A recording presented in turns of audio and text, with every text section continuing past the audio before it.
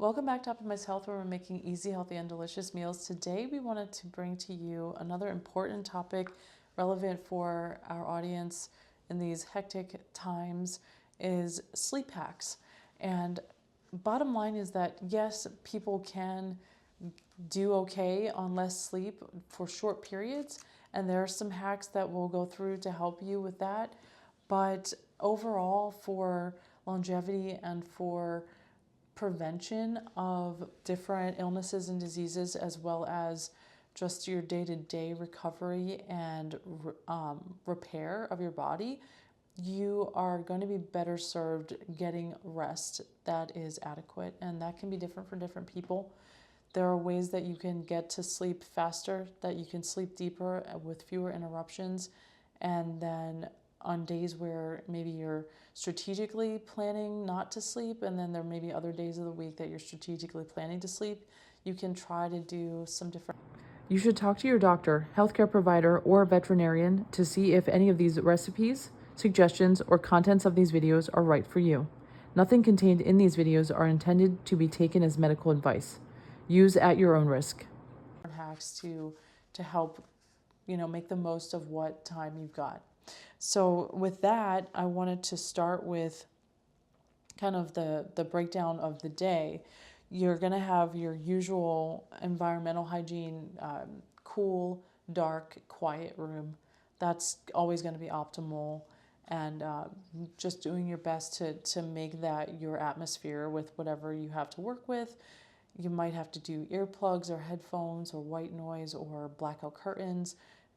You might have to do a chili pad as opposed to having a cool air if you don't have air conditioning.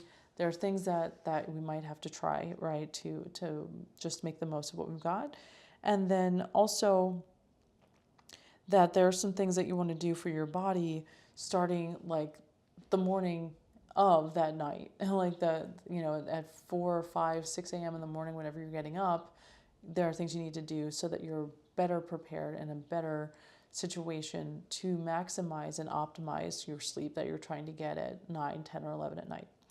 And that's going to include when you're waking up, you want to try to be exposed to the earlier light in the day. It's ideal if you could wake up with the sun or, maybe earlier and get some good sunlight in your eyes. If you don't have a lot of time, this might be the time to do your physical activity, your workout outdoors. So you're hitting two birds with one stone with getting the light in your eyes and getting your workout in. It's also going to be great for intermittent fasting to be maximizing your energy burning while you're fasted. It's also going to be good for lowering your cortisol if you're getting out there about an hour after you wake up to exercise. And so getting the light in your eyes, getting moving out the door, and getting all of that dialed in can really help to just optimize your health in general. And that's one hack that we try to utilize. The next one I would mention is to make sure you're hydrating throughout the day and not saving it for, I finally got done work and now it's 5 or 6 o'clock and I'm going to try to catch up on fuel and hydration and whatever else. Even workouts later in the day can make it harder to sleep better at night. So you want to try to plan a lot more things and not just let them go to the back burner. Staying hydrated during the day so that you can cut that hydration off around 3 hours before bedtime. It's very important also to make sure that our eating window and our circadian rhythm of our gut is dialed in to have optimal sleep. If you're eating too close to bedtime, if you're eating too much, that is also sort of too close to bedtime. Or if you're eating certain foods that are harder to digest closer to bedtime, it's all going to have a negative effect on the quality of your sleep and your ability to get into deeper sleep and be efficient with that time that you have in the bed. So most people are recommending about 3 hours before bed to end your eating. You should, play with this and see how it works best for you. The other recommendations with circadian rhythm to be eating during the daylight and to be mindful that melatonin is sort of waning and drifting in and drifting away on the tail ends of our rest and wake cycle. So melatonin makes us more insulin resistant. And that's going to mean that it's harder for our body to take in the glucose that we've consumed and actually do something appropriate with it, instead of just saddling the liver with all of that extra energy and creating fatty liver disease. So having too much energy, too many calories coming in, too much glucose coming in later in the day when it's dark is going to create metabolic dysfunction and potentially fatty liver disease over time if we continue a habit like that. So if it's wintertime, for example, where you're living and it's 5 p.m. and it's dark, having a heavy dinner, even if you're planning on being up until 11, may not be ideal, because your circadian rhythm and your gut health are tied with the daylight, and you want to be eating during the daylight. You want to be mindful of trying not to eat about 2 to 3 hours from when you wake up, and then also not eating until about 2 or 3 hours after you wake up, and then when the sun is going down, trying not to eat within about 2 or 3 hours of it being pitch black dark. So that can be harder in the winter. In the summer, usually a little easier. That's important, like I said, for your gut health and metabolic function. The circadian rhythm does have a big impact on our sleep and also on our metabolism. So especially if you're struggling with weight around the belly, if you have cortisol, stress weight around the belly, that's important to take into account. The next thing I wanted to mention is that we're going to maybe bring in some biohacks finally. So once we worked on the typical things and the lifestyle things, we might want to look at using some magnesium and melatonin.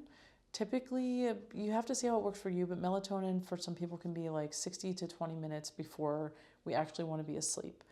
We want to work a couple of hours back and earlier from that to take your magnesium supplements.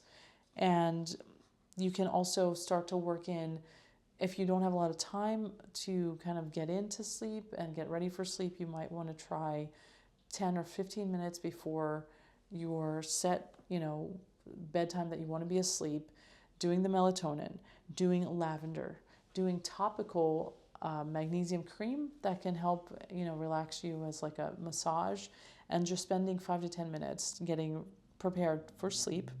For ladies especially that are maybe struggling with perimenopause or menopausal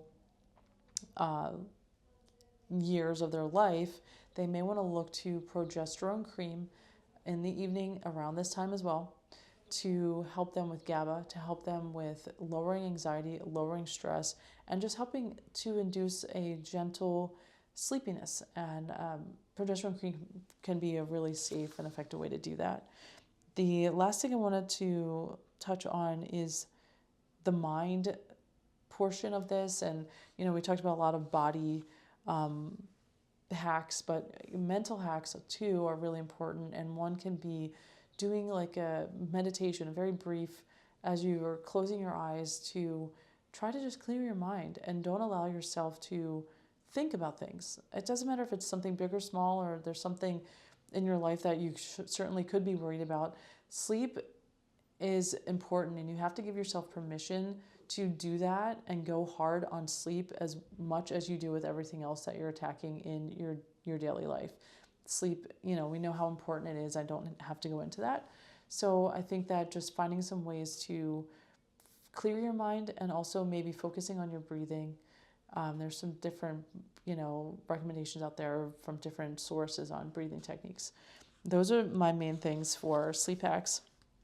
Some other things we can get into maybe another time, but I'll mention is chocolate for lowering cortisol, mushrooms for energy and wellness, things like lavender, bergamot, and green tea for lowering cortisol and stress as well.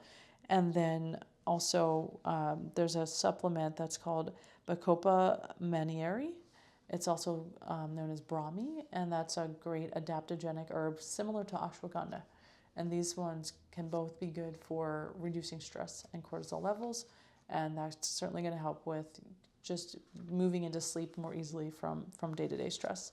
I hope you guys find this helpful, and I would really like to hear from you on your comments on this video, but also moving into this next year, what are some topics that you really think would help us and help you if we were to cover some questions that you have that we could help answer? And I hope you would like, share, and subscribe. Thank you.